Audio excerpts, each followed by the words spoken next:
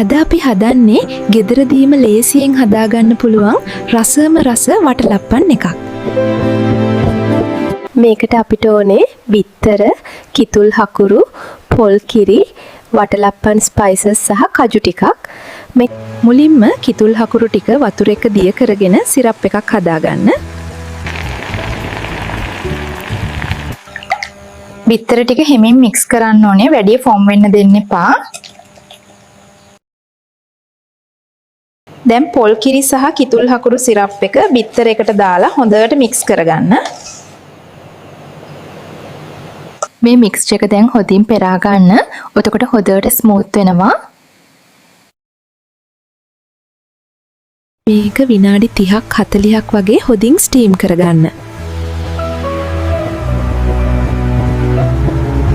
ඔන්න ඉතින් අන්තිමේට මෙන්න අපේ රසම රස වටලප්පන් එක. ඔයාලා try කරලා බලන්න.